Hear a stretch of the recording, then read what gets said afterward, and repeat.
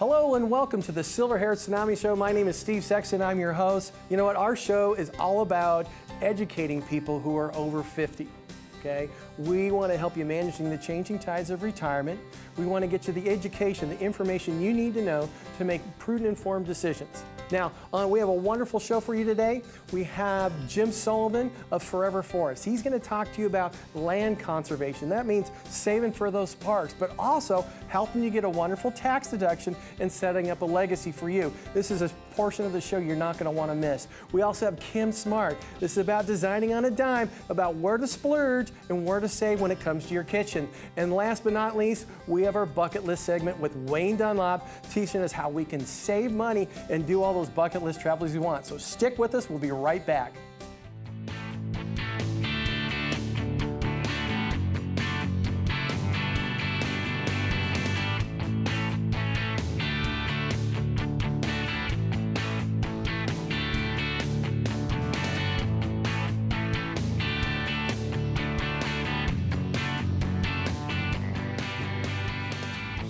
Hey, welcome back. For today's tip of the day, you know what? It's really important to what I call have an investment policy. We just went through the British exit from the European Union.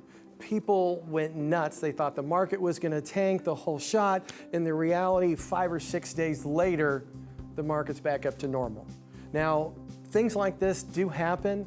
We do have market downturns of 20–30% that we saw in previous years. And obviously, we want to make sure we have an investment policy. What is an investment policy?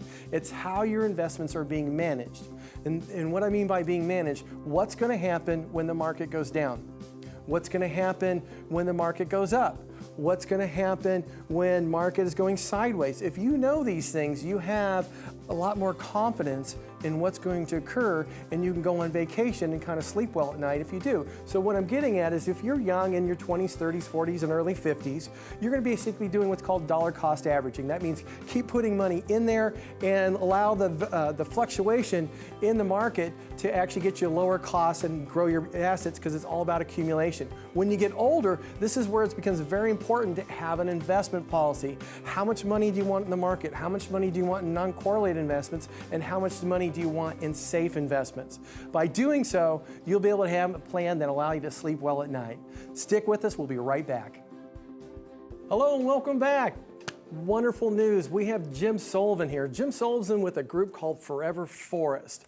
You know what? Have you ever wanted to have a legacy or create a legacy, save land, the forest, and get a tax deduction to boot? That's why we have Jim. Jim, welcome to the show. It's good to be with you, Steve. Thanks. Thanks for being here. Look, tell us a little bit about yourself, a little bit about Forever Forest, and how did you get involved with land conservation? So I guess it's about 11 years ago, I made a work transition from the non-for-profit world into working in the field of tax planning with a national firm and really bringing new clients on. And we used to do all kinds of different strategies that would help people from a tax planning vantage point. Mm-hmm. And after a few years, I came upon Forever Forest as a client, brought them in, and we took a look at what they were doing from a vantage point of legacy planning and tax savings, and our team was very enthused about it. We had some great former prosecutors from the Department of Justice Tax Division or other auditing agencies as a part of our team. So it's some real tax heavy hitters, and they looked at this and they said, we need to really make this as a part of our platform, which began to become a reality. And over time, I just realized that was more consistent with my values than just saving people money on their taxes, was to actually do something good, all the while saving them money on their taxes. So it was just a great natural transition to move over. So it was about, I guess in 2013, I made the transition to work purely with Forever Forest. And what I really loved about Forever Forest was it's founded by our founder, Nancy Zach. She has a background in real estate development, and she stumbled on the tax savings power of conservation easements to work in the flow with development, where developers could develop certain areas and then apportion other areas out in land conservation. And not only would that be environmentally sound, but it engenders great goodwill, and it generated tremendous tax savings for these development firms. And so she got so jazzed that on it that it became the central focus of her business. So she moved into it, and that was about 15 years ago that Forever Forest's been in business. So well, you know what, how did called conservation easements, Yeah. get their tax benefit? How did that start? Sure. Well, conservation easements, a lot of people don't know about them, but they really they derive their existence from the government's incentives and the government involvement in land conservation. As you may remember from history class, in 1903, Teddy Roosevelt declared the first land conservation initiatives, and the storyline of government involvement in land conservation began. And it was around in the 80s that in the Reagan administration, they began to realize that they should privately incentivize it and not have government management or ownership of property. So they created tax incentives for private individuals to preserve private lands. And they created tax. It's basically all the government has at their disposal is to incentivize things with good, welcoming tax policies. So basically what's happening is the U.S. government is now saying, hey, look, we're going to give you a tax benefit for land conservation. Mm-hmm. So that's right. How is that, how does that affect land conservation now here in the U.S.? Well, according to the national records, it was about 6,000 acres get developed every day in the United States of America. So this was well needed and much needed in order to ramp up the pace of conservation to keep up with the rate of development. At present, the amount of acreage in the United States of America that is currently under private conservation easement it's about the same amount of acreage in the entire state of Washington. So that sounds pretty formidable, but it's been great progress. But there's always a cry and always a need for more and more creative applications of these so that we can preserve our world, preserve these places for generations to come. Now, there's been some recent congressional developments when it comes to conservation easements. Can you tell us about those? Yeah, it's been really exciting because as I mentioned, it was about 1980 that the tax incentives first rolled in, but that was 35 years ago, 36 years ago now. And what's come of age now is that Congress has been so pleased to see the advancements it's made that they've created a permanent threshold where an individual donor can take a deduction up to 50% of their adjusted gross income. So what that means to taxpayers is they can cut their taxes in half with the tax benefits from a conservation easement. So what you're really saying here is if you have you just got a bonus of $500,000 because you've been a good guy at the company. And if you were to get a conservation easement, you would be for $250,000. You would be able to deduct that $250,000 because it's half of the $500,000. That's right. Okay, that's great. From an end user vantage point, the reality is that a conservation easement is essentially, and it's important for your viewers and listeners to understand, that it is essentially a deed restriction on property that permanently forgoes the commercial exploitation of certain elements of the property. So if you could have developed a strip mall, you're saying, I'm not going to develop a strip mall, I'm just going to put a house there, but then all the undeveloped space, we get a deduction for that. And what's really great is the deduction you get is the difference between what it's worth at its fair market value, highest and best use, versus what it'll be worth once those development rights are gone. It becomes basically a legal instrument where those development rights are broken off, bundled up, and then they're given to either a non-for-profit land trust or a governmental agency, and that's what drives the tax deduction back to the donor. So essentially, when you take a look at a park in the middle of a big development, right, that park could essentially be a conservation easement. That's right. And somebody get a very significant tax deduction as if that little park was actually a gigantic industrial building. That's exactly right. And in fact, many people will go to parks and not ask themselves, how did this get here? When I first began to understand this, I did my own study on places that I used to go with my family, and I would realize that these places, they always had a storyline, and it was always started with a high capacity, usually very wealthy donor. Now, we have about a minute to go. The big thing that I would like to know, as well as our viewers and listeners, was how are they applying these strategies to everyday people? So somebody who owns a piece of property, they can conserve it, and an evaluation can be done where they can realize this type of tax benefit. But if you didn't own a property, well, then we have a collection we call the Select Reserve, which is a collection of pre-identified properties. So that's another consideration. A third consideration is to get in on just fractional or partial ownership, and we have a network of landowners who are always willing to welcome people in that way as well. But the key thing for your listeners or viewers to be watched for is those high equity events where you're bringing in a lot of money, you're selling a business, or you're getting an exercise of a non-qualified stock option, or something that's coming into a big equity event. Whenever you're paying the highest tax brackets, you need to look at this and consider how land conservation can help you not only promote legacy and conservation, but then also it can make great tax planning as well to save you a bundle in taxes. So in other words, if somebody has a whole bunch of recaptured depreciation from a rental property, they can use a conservation easement to reduce the taxes. That's exactly Same right. thing if somebody got a big, hey, we're going to pay you to stay here for 5 years, but we're going to get $750,000. This is a wonderful way as well. Sure. Or Roth conversions, for example, when people have all of these assets in an individual retirement account, they can convert that to a tax-free structure. Of course, that's an equity event. It's a taxable event. They can offset that event with a deduction this way. So they just need to have qualified counsel working with them and helping them. And a firm like ours, or qualified counsel, can guide them through that, because the key thing is for them to know is that it is a process of some complexity. There's a lot of details to be paying attention to. There isn't any government control on a conservation easement, no pre-qualification, but the IRS is the after-the-fact gatekeeper. So you want to make sure that all your ducks in a row so everything's done correctly, and a team of qualified, competent professionals can help you with that. Jim, thank you so much for being part of the show today. It was great information for our viewers, and I know it'll make a difference in their life, especially when it comes to the dollars and cents on taxes. Awesome. Thanks, Steve. Hey, for more information on conservation easements, you want to go to the Silver-Haired Tsunami website, or you can go to the Forever Forest website. Stick with us. We'll be right back. Hello and welcome back. You know what? I've been waiting all week for this little segment. We have Kim Smart. You know what? She's going to talk about how to design on a dime, but it's all about the kitchen. What do you splurge on? What do you save on? So Kim, welcome to the show. Thanks for having me, Steve. It's always fun to be here. Well, I am glad you had a great vacation too. I just want to say that up front.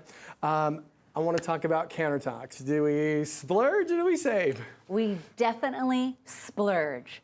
And the reason why you want to splurge on your countertops is because this is the first thing that everybody sees. So you want to invest in something exotic, like a quartz or lava stone, or some type of a beautiful granite would be the best place to put your money into the countertops, and particularly in the island. And the island is a gathering point. It gets utilized a lot, so definitely splurge on your island. Okay, so let's talk about cabinets.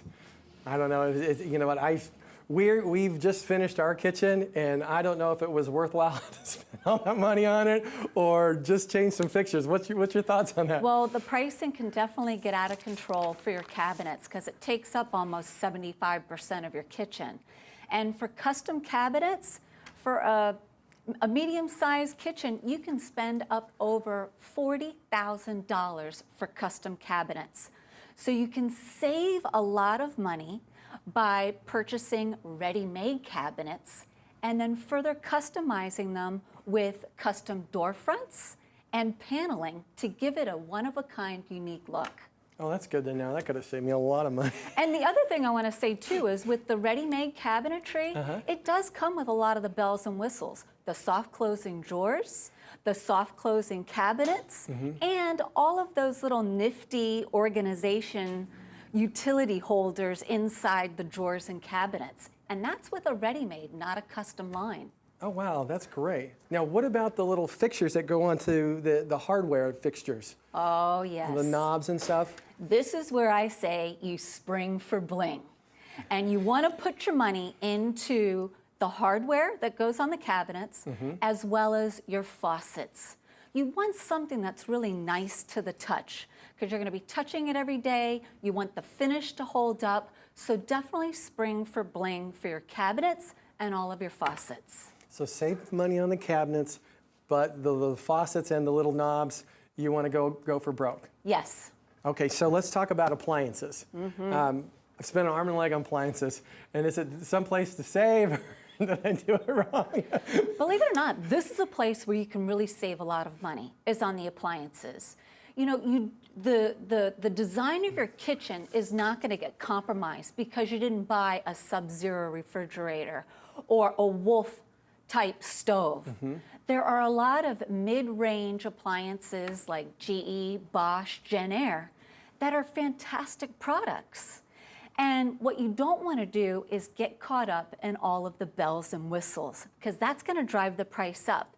And you know what? The best isn't the best if you're not utilizing it. And most people, most cooks out there don't need all those bells and whistles. So don't get sucked into the bells and whistles of the appliances. Well, thank you. Now, let's talk about backsplashes.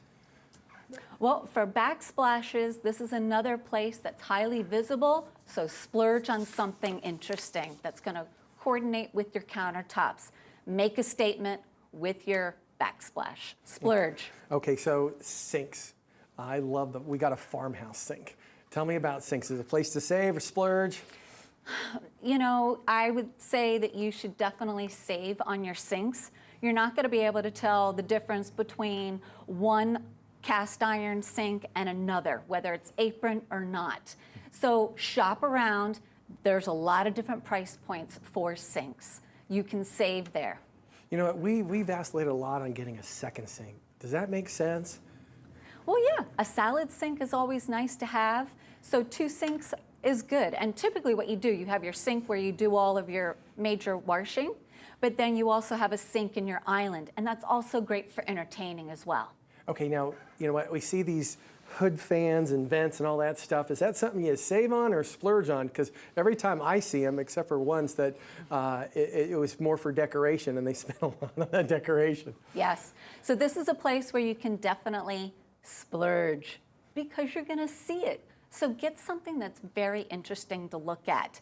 And you can shop around on the price point for these depending upon the space that you have, as well as if it's over an island or if it's shoved up against a wall. Now, I've been to one friend's house and they were very frustrated with their vent, and the reason being is that because it's like one of those whole house things and their smells from their kitchen just kind of stay in the kitchen. Is this something that people need to understand if they're going to get a vent?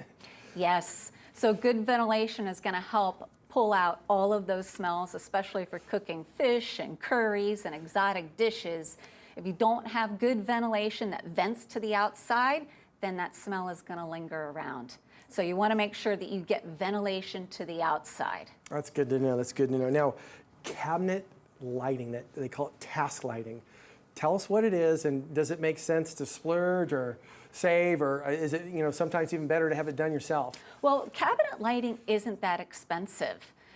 There's a lot of undermount lighting fixtures that just mount right underneath, but it's essential to have because you need that for when you're prepping your food. And you need to have good lighting, and you're not going to get that illumination just from cans above. You need to have that task lighting underneath your cabinets. Now, and it's not expensive. Well, that's good to know. Now, we have one picture here. Could you tell us about that picture? Yes, so this house was a house I did in downtown San Diego. It was built in 1929. A lot of projects have been done in this house over the last 90 plus years. But for this particular kitchen, we saved a lot of money. And how we did that was by saving the kitchen boxes. The boxes are what the doors hang on and what the drawers go into. So we didn't have to demo the boxes and we didn't have to build new boxes. But what we did, we bought new door fronts and new drawers, which breathed new light into this kitchen. It really took it from old to brand new. And if you notice in the picture, we did a combination of all wood on the bottom, and then we did glass on the top with a little seated glass. And it's a galley kitchen, and the reason we did the glass on the top is to keep the area feeling open and spacious. Thanks, Kim. Thanks for being with us and sharing that wonderful information. You're welcome. If you would like to get more information on how to splurge or save while redoing your kitchen, go to the Silver-Haired Tsunami website or go to the Smart Interiors website. Check out those YouTube videos on how to design on a dime. Stick with us. We'll be back with Wayne Dunlop and the Bucket List. Hi, I'm Steve Madsen. My wife Debbie and I are the owners of this fabulous home in beautiful Coronado. We decided to put solar in the home because we wanted to have a smaller carbon footprint and we wanted to save some money. I'm a retired contractor and I've worked with Baker Electric in the past, so when I found out they had a solar division, I was ecstatic. They're a good company, got integrity, a good work ethic. I would definitely recommend Baker. My wife and I are extremely happy with what they've done for us. Hello and welcome back. You know what? We have Wayne Dunlop with us. You remember, the author of Plan Your Escape. You know what? With over 125,000 bloggers that follow his blog, Unhook Now, he's just created great information for us. But today, we're talking about the new sharing economy. When you have this cell phone technology age, it's created a wonderful environment when it comes to travel. Wayne, welcome to the show. Well, thank you again for having me back again. This is so fun. You know what? This new technology with cell phones and all the internet connectivity is ushered in a new benefits when it comes to travel. So one is the sharing economy. Could you tell us about that? The sharing economy is one of the biggest boom to travelers that's come along. It's because of the internet. We're so connected all around the world. I can meet someone in Thailand or England, et cetera, and we can share resources. And the fun thing about the sharing economy, it goes two ways. You can save money as a traveler, or you can make money as a traveler, and we'll talk more about that coming up here. Now, I understand you can stay in people's homes. Tell us about that. Yes. You know, what's a really nice thing for families or for people traveling with couples together, you can actually rent somebody's house all around the world. And that way you can stay in different rooms, and then you can come together and have the living room, kitchen, there's resources and things like that, much more intimate. And you're living in neighborhoods instead of a hotel. It's really nice. And the really good way to find those is called VRBO. It's vacations by rental, vacation rentals by owner, VRBO. And that's a really nice site. And you can just punch in all around the world and you'll see them everywhere. Now, what are the rates typically with those? Well, renting a home, typically, say you're going to rent 3 or 4 hotel rooms, renting a home will be less expensive. And so it's really dependent on the area. For example, just here in our hometown in San Diego, I just looked it up on VRBO. In a really nice community, people were getting $300 a night for a home in North Park. Okay. And they were getting $200 a night for a condo in Solana Beach. Oh, wow. But then you think about it, if you split that among your family, if say you were getting 2 hotel rooms, you're talking about half the price or less. Or a third. Or a third. And you're living closer to the beach or the communities where you want to be. And that's a really nice opportunity to save money. That's wonderful. Now, can you tell us how you can use your home to make money while you travel? You can. I always love this one. Make now money. take the sharing, take the sharing economy and put it in reverse. Okay, so you can rent people's homes, but people can rent your home, which is a really nice option. And again, we've rented our home, and we've got tens, because we travel months and months a year, but we get tens of thousands of dollars to help pay. But you start thinking that example I just gave about $200 a night, $300 a night in different communities. Over 2 weeks' time, that's $3,000 or $4,000. That can cover a lot of your vacation expenses.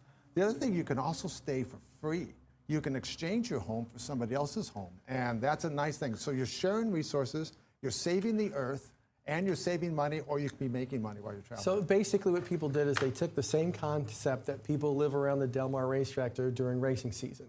I have a number of clients who live in the condos over there, and they'll rent them out to a jockey or a trainer or somebody like that for that period of time. Exactly. And they'll get $10,000, $12,000, $15,000, and they'll go up to Oregon and travel for 4 or 5 weeks. A perfect example. My wife and I used to live in Del Mar, and for the racing season or the summer season, we'd rent a month and take off traveling, and we got thousands and thousands of dollars. And the thing about renting a home, people got to remember, when you travel, your mortgage, your property tax, et cetera, follows you while you travel, okay? This is a good way to pay for that while you travel and have a positive cash flow to pay for your travel expenses. That's wonderful. Now, I like Uber. I do. Okay, so tell us how that works and how big it's really become worldwide. It's grown exponentially, and it's called on-demand ride sharing, ride sourcing, different names, but we use Uber. There's also Lyft. The nice thing about Uber is that you probably experienced, the drivers are courteous, the cars are clean, the pickup is fast, and it's usually less expensive than a taxi. The other thing I really like about Uber, among a bunch of other things, is I've been all around the world with taxi riders that have taken me for a ride. And you just don't know it. Yeah, you're driving over here to here to here. When you book your Uber, Uber decides the fare right there, $13. Accept it or not, boom. The driver gets not a single extra dime above that $13. There's no incentive to take you for a ride. I love that. You can save a lot of money using Uber. It's made a lot of them honest. I remember being actually charged and then kicked out of a cab in Paris just because I was an American. Now, what other ways of the sharing economy benefiting travelers? There's a handful, and it's going to grow fast now. It's going to be more and more examples. Let me give you a couple more examples. My wife and I went up to San Francisco. We wanted to take a little trip through the wine country, taste some wine, stay out in the bed and breakfast. It's lovely up there above the San Francisco. So we used a company called Flight Car. So what the Flight Car does is people who go travel can leave their car at the airport, and Flight Car rents it out for them and gives them some revenue. Nice way to make a little money. But we also rented a car for less money than it was to get a rental car, and they gave us a BMW. So you had fun with the roads, Yeah, huh? called Flight Car. That's really nice. And again, it goes both ways. You can make money or you can save money. And then there's some really other nice websites. Like there's one called Eat With or Eat With a Local. Those are two different websites. And then wherever you are in Europe or Asia, you can book a home-cooked meal in a family's home and have that whole experience with their family with a home-cooked meal. It's really nice. And Are you typically just going into a bed and breakfast, or is it somebody's big house? no, this will be with Eat With and Eat With Local. You'll actually go to their house. So you have somebody who's a great cook you a home-cooked meal in another... And because they're always done by user reviews, they always go out of their way. I mean, they bring special things and events and desserts and things like that. They really do a nice job. So it's like a big entertainment factor that goes along with your dinner. And it's fun seeing a local culture. Now, some people are not into that. They like to be more isolated. Some people like to get into the culture. This is a great way to get into culture. I mean, you'll be right into a family's home. Oh, that's wonderful. That's wonderful. What other things? Well, one of the things for budget-conscious travelers, a lot of people love dealing with travelers. They love having them in their homes. And you can stay in their homes for free with a website called Couchsurfing. And you can either stay on their couch, a lot of times a spare bedroom. It's a really nice way to share. And I don't understand that. Couch surfing, you can stay in their home for free. Free. Why do you get to stay in their home for free? Because they just love to host travelers. They like to. Oh, okay. They love to meet them. And they love to see them. And they think they're giving back. And this is the way they give back. And Couchsurfing has gotten, for the budget-conscious traveler, it's gotten very, very popular. Wow, great. Hey, Wayne, thanks for saving us tons of money. You know what? That's wonderful advice by Wayne. If you'd like to get more information on Couchsurfing or just, how that sharing economy is working out for the travel, go to the Silver-Haired Tsunami website. Wayne, thanks again for being part of the show. Thank you for having me. We'll be right back.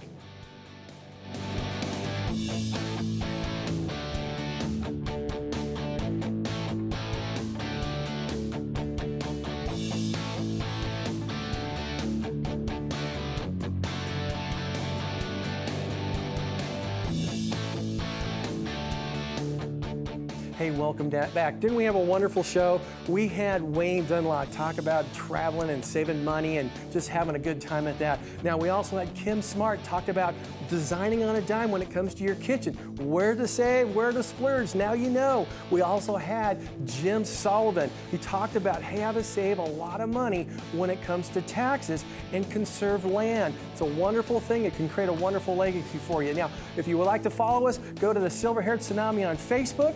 Check us out on our website. We'll look forward to seeing you next week.